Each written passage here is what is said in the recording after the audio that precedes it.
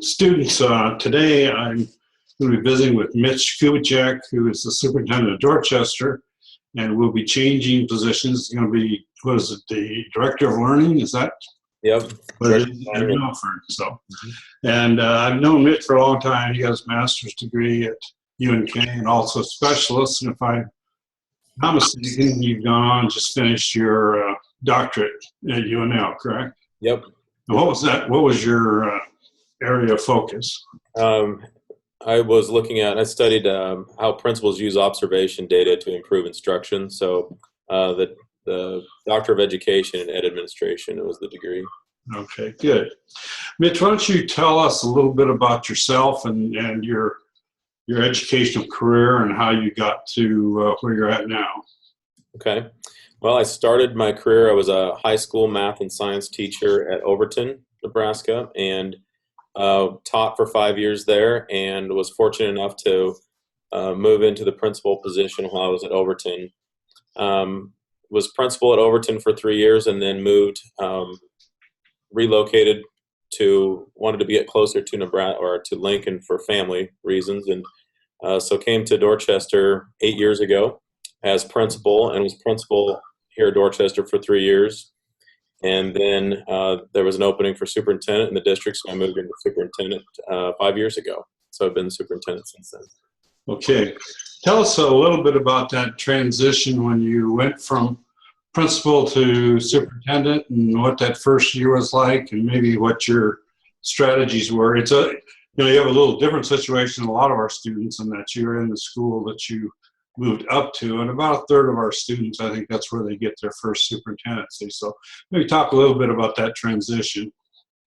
Yeah, I felt very fortunate to move into the superintendency within the district I was working at, because I already knew the board well, knew the staff very well, and knew the community very well. So that was all very helpful.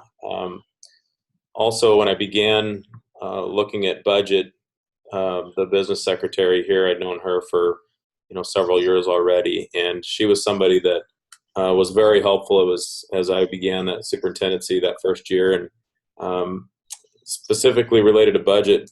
Anytime I had questions about what had been done in the past, or had a question about a line item, she always had the answer, and I felt very fortunate to have her there. So she was a very big help that first year. But just being able to knowing the staff well and knowing the board well just helped with that whole communication piece. I felt that was very helpful. That one of the things we try to emphasize with our students is that relationship with the bookkeeper, business manager, whoever that might be. When you're coming in new, it's really important that you understand and you build that relationship so she can help you through it. Obviously, we're in a pretty good spot with that situation. So you took over. What was your plan as far as your budget for the next year? How did you go about that, where it was somewhat somebody else's budget? Yeah, so I took over. It was I probably didn't get into building the budget or looking closely at the budget until probably mid-June. The budget had been started, and so just working closely once again with our business secretary, and just on what had been developed so far with the budget, but then working with previous superintendent on, why is this much budgeted for this much, or for this line item? Why did it decrease from the previous year? And that was very helpful to be able to ask those questions too. There's a budget webinar in mid-June or late June that the Department of Education puts out. That was extremely helpful, just understanding, some of the minor details of that budget document and things to look for, and making sure you knew all the timelines and when everything was due.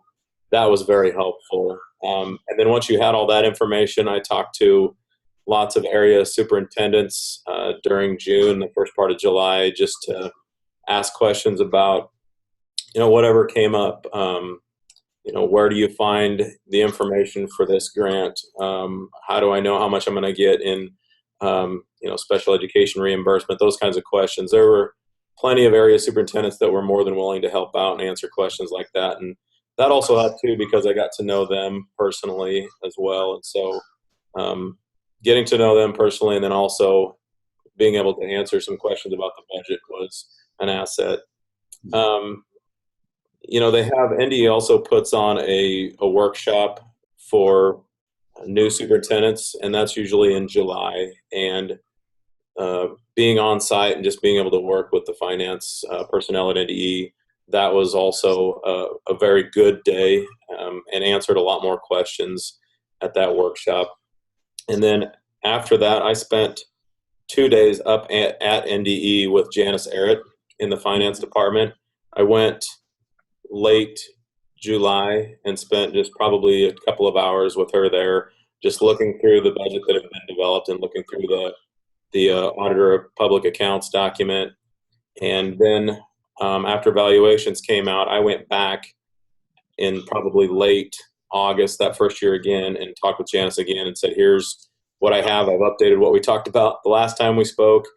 And really, when I walked out of that meeting, it was almost a final product. There were a couple things I had to change, but then I was ready to publish for the hearings at that point. And so that would be probably the biggest piece of advice I could give people, is to really spend some time up there at the finance office at NDE. They're extremely helpful, and they'll be able to look at your document, and they look at a lot of them, so they know, if they see something there that might not be quite right, they pick up on it pretty quickly. So they were a real big support system for me that first year. I've never heard anybody say that Janice wasn't anything but helpful and really great to work with, because she used to be from Dorchester, so that helped. So she's from the district here, so got to know her very early on, and so she's great, and she is great to work with. She will pick up the phone and answer phone, respond to email. She's great. So anytime you have a question, she's more than happy to help out. So would encourage people to contact her. Right, and as you mentioned, they're very helpful, and I guess there's no stupid questions the first time through. I know my first superintendency, the superintendent was dying with terminal with cancer, and so I only got to see him once. And Department of Education, Dr. Vaughn just took over for me. Really had some great advice, and it sounds like you had the same. Tell me about how you do budgets now. We talked about what that first budget was like, but what are the steps that you usually take, Mitch? Yeah, I put together just kind of a timeline just with some steps. And, step one, looking at the previous year, or actually the current year or year end. So like even right now, looking at what we spent up to this point, and then trying to predict what we're going to spend throughout the rest of the school year. And I export information out of our accounting software and put it into a spreadsheet, and then look at what's our estimated expenditures going to be per line item this school year, and then what's our estimated revenue going to be for the rest of the school year, and then also starting then to predict what are expenditures and revenue for next school year.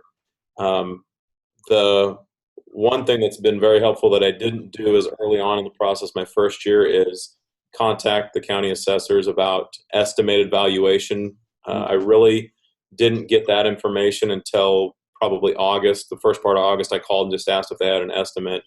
And they've been pretty good about getting me at least a ballpark figure. They'll do that as early as June or even late May. They'll give you a ballpark figure sometimes. And so having that ballpark figure really helps when determining what your levy is going to be, especially if you're close to $1.05. We're lower than that, but if you are right along that border, that estimated valuation really helps with maybe you have to shrink some things in your budget because you're going to be close to that $1.05. So that information, I try to get that early on. And once I have that, then I can really start to put together kind of a preview budget for next school year. And I just base upon some of the expenditures I had in the current year. The one number that's pretty solid, it would be your personnel expenditures, because negotiations are now completed typically by February. We have negotiations are done. And that information is helpful. So, you can pretty easily predict what your personnel costs are going to be for the following year, and that's a large portion of the budget. With that valuation number, you kind of know revenue, at least for property taxes. State aid, by now you're getting a pretty good idea of what state aid is going to be, and you usually have a pretty good idea of what the special grants are going to be. So try to get all of that information put together, and then usually by June, I can talk a little bit with the board about what valuation estimates are going to be, kind of ballpark figures for expenditures and for revenue for the following year. And then once the Auditor of Public Accounts budget documents are released, those are usually out in June. I download those and I start putting in information from the previous year's audit, and then start building the rest of the budget from there. And I would say by late July, early August, it's pretty close to being a finished document. And so at that point, I put together a memo and I send that to the board for them to review. And I try to put a narrative to each budget section about whether expenses are down and why, and if there's new programs or new expenditures, or, for example, if we're going to be adopting new math textbooks or reading textbooks or other curriculum documents for the coming year, or if there's a large technology purchase coming up, I can have all of that written out in the narrative, and then with the estimated numbers in the budget too. And then usually at that August board meeting, we have a discussion item about the estimated budget, and then if they want to maybe put off an expenditure or a large purchase like a tech purchase, if they want to do that in a 2-year process or a 3-year process instead, we can have those conversations. And then after that meeting, I can pretty much finalize the budget at that point. Once I've got to that point, that's when I usually go visit the finance office at NDE and just have them look over all my stuff one more time. I've done that every single year, and I think that's just a good practice. And like you said, there's no silly questions. So I go up there and ask lots of questions, and they just look over it with a fine-tooth comb while I'm there. And I always felt very confident after looking over with them. So I would really encourage people to go up there and do that every year. Mitch, how do you determine your necessary cash reserve? I know a superintendent, a first-year superintendent, who didn't put that in his budget, which just killed him. But how do you determine what that's going to be? Well, I think you got to look at how much cash on hand you have as well. And we've been in a position where we have enough cash on hand. So if we're waiting for tax receipts to come in, we can still cover the expenditures. But those are good questions, because every district is a little bit different on determining how much cash reserve am I going to need for this coming year. Those are great questions to talk to the finance office about, because sometimes there's things that you don't think of, but you do have to think about your planning for several months in advance, and you got to consider, are there going to be some low points while we're waiting for tax receipts to come in, and can we cover personnel costs and other expenditures while we're waiting for those tax receipts to come in? So those are good questions to ask, and area superintendents are pretty good about ideas there as well too. Good. When you tell us a little bit about what a new superintendent will go through with the budget hearing. Did you ever have a visitation of many people, or?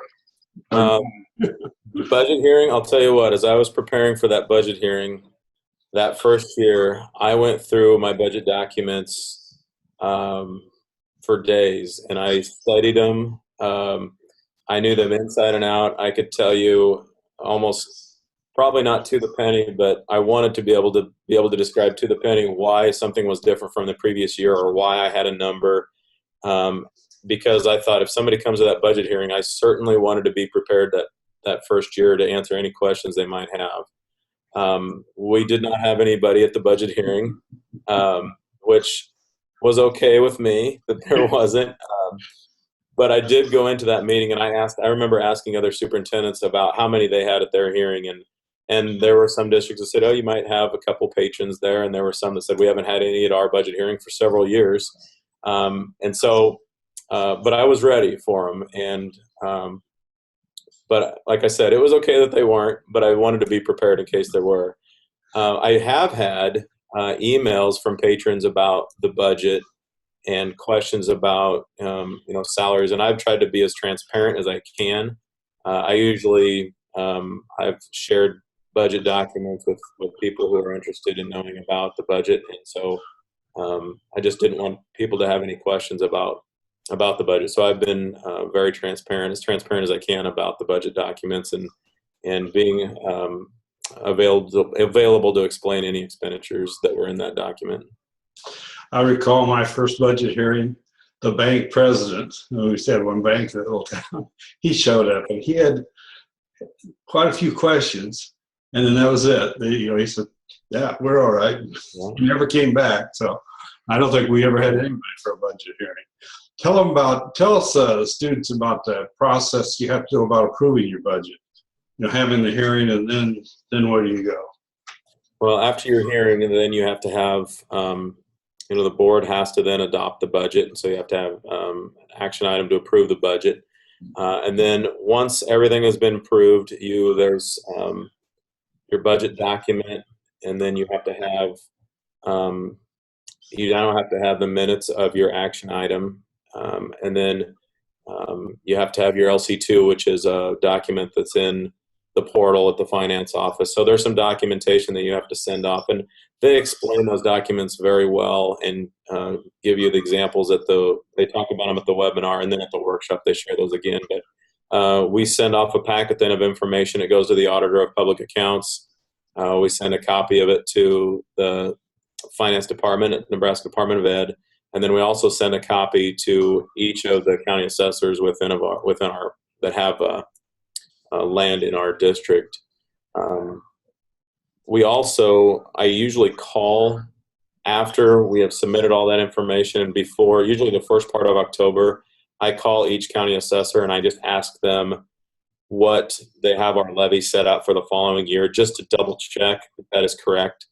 So I do that the very first part of October, and that isn't something I did the first year, but I started doing that after the first year, just to double check, because I just wanted to be sure. So I always follow up and call them and just make sure they got those levy numbers correct. And one of the things I would emphasize, you've already mentioned it, but it has happened that school districts have had their budget hearing and then didn't approve the budget in the regular board meeting, which we have to do. There was a time when people misunderstood that and thought the budget hearing was when it got approved, but you still have to take input, and then you have to go to the board meeting and have it approved as you mentioned, as a separate item and an action item, and the minutes have to record exactly who voted how on it. Okay. Anything else as far as we've talked about the normal steps in your first year and what your steps are now? Any other advice? You said contact the Department of Education, and you've mentioned other superintendents, so I think you know how to get a lot of that information. Yeah.